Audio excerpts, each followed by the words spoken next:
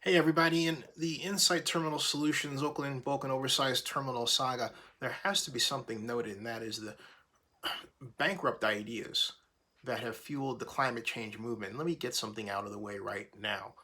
It's not a matter of believing in climate change. Climate change has been with us since the dawn of time, but climate change has accelerated unquestionably within the last 20 years, and the global warming problem has been with us and started, I would say, over the last 11 years, according to research.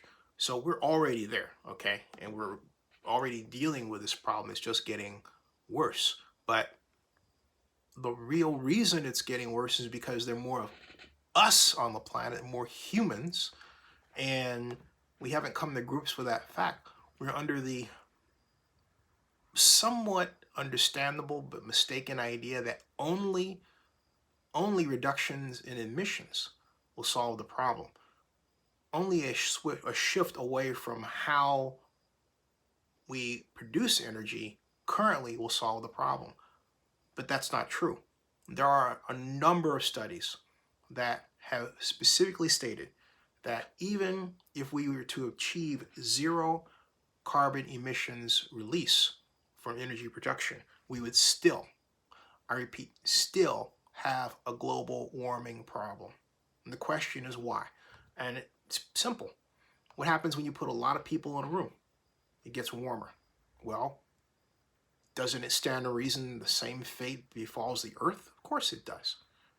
So, what has slowed the development of the Insight Terminal Solutions Oakland bulk and oversized terminal development is the idea, the Tom Steyer fueled idea by many elected officials and some people in the city of Oakland and in the Bay Area, not to mention California, that financing the development of a bulk terminal will somehow lead to a continuance of the global warming problem, and nothing could be further from the truth. If anything, it's the opposite.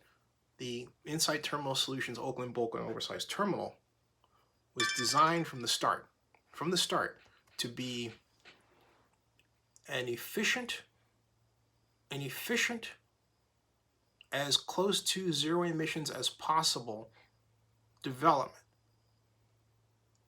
Among other things, first of all, not only will it feature covered rail cars, the use of covered rail cars, and also covered storage facilities and covered conveyor facilities, but also the first zero emissions or low emissions rail car. That's right, the OGRE, Oakland Global Rail Enterprise Low Emissions Vehicle, rail car, rail car, was introduced 2 weeks ago.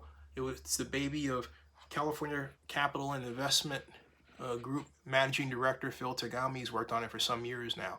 In fact, the entire project, the Insight Terminal Solutions Oakland bulk and oversized terminal project, has been with us really for 30 years. It was first introduced as an idea as far back as 1992 and expressed in a book called Oakland Sharing the Vision. A Vision for Oakland, that's right. And that first goal, among all the goals that was laid out at that great April 20th, 1991 meeting in Oakland, in downtown Oakland on a Saturday, the first goal was development, economic development, and development of a more competitive port and transportation and rail shipment operations infrastructure. And that's what started this whole thing, folks. It was that long ago.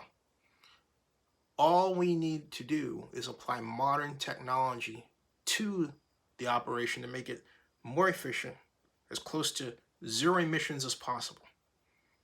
This is something that both activists and developers can get behind and should get behind, because at the end goal means jobs and economic development.